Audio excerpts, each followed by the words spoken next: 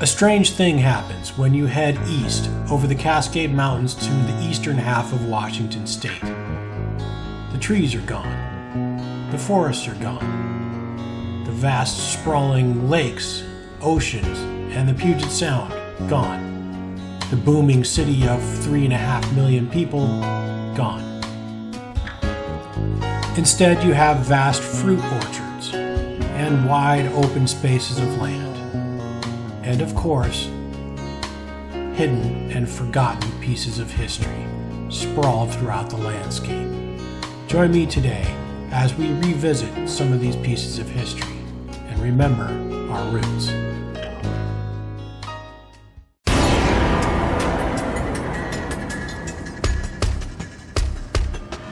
Good morning, everybody. I'm here in eastern Washington, and for those of you who are watching from different parts of the country or world and aren't familiar with Washington State, we have it all here pretty much. We have oceans, we have lakes, we have mountains, we have rainforests, and we even have deserts. And our state is pretty much split in half by the Cascade Mountains. On the western side of the state is where we have all the rainforests and the big cities like Seattle and Tacoma and Olympia.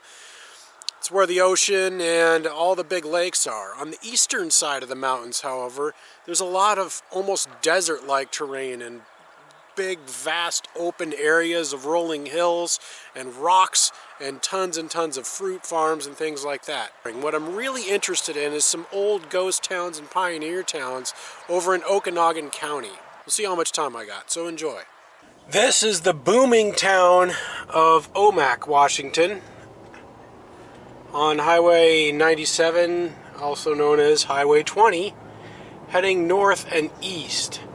I'm headed up towards Tonasket, Washington, which is where the road I'm taking branches off to no man's land, which is where I'm headed to do the filming which I came here for, of these old pioneer ghost towns. Okay, so this is what Google is calling the site of old Wakanda. The town of Wakanda was founded in 1898 as a mining community by three brothers from Wauconda, Illinois. They discovered gold in the area and decided to name the area after their hometown. By 1901, the town's population had swollen over 500 people. It had 2 hotels, 4 saloons, a general store, and a post office. At its height, the town had over 1,000 residents, but in the early 1900s, the output of the mines declined and they were eventually closed. In 1929, the state built Highway 20 that bypassed the town. And so the bulk of the residents relocated a few miles down the road. However, new Wauconda never really caught on, and by June 2015, even this area was completely abandoned and left. Well, I guess that's kind of it for Wauconda. I was hoping that there would be more ruins and more evidence of the gold mines here. So now it's time for me to just keep on rolling and head up to Bodie, Washington, which is supposed to be one of the most magnificent ghost towns in the state. Bodie, Washington was occupied in early 1888, 2 years after gold was discovered in the area known as Republic Knob Hill Mine.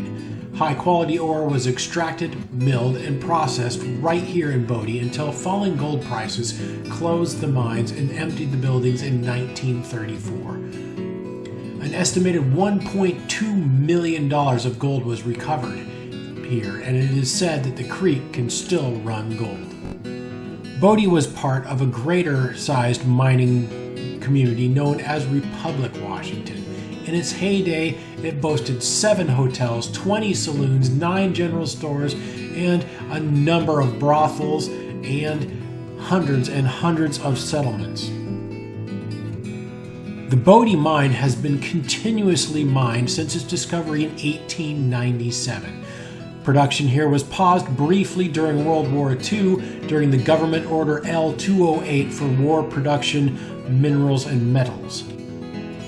The mine is now currently owned and operated by a company, Geomineral Corporation. There is also currently one live functioning farm. just a few miles south of town pictured here. It's hard to imagine this empty valley here was once a buzz of activity of hopeful miners. Alright, well it's afternoon now. I really got to keep on rolling because I've got about 4 or 5 more sites I really want to hit. Then I got a 5-mile drive back to the opposite side of the mountains to home. So let's get going, guys.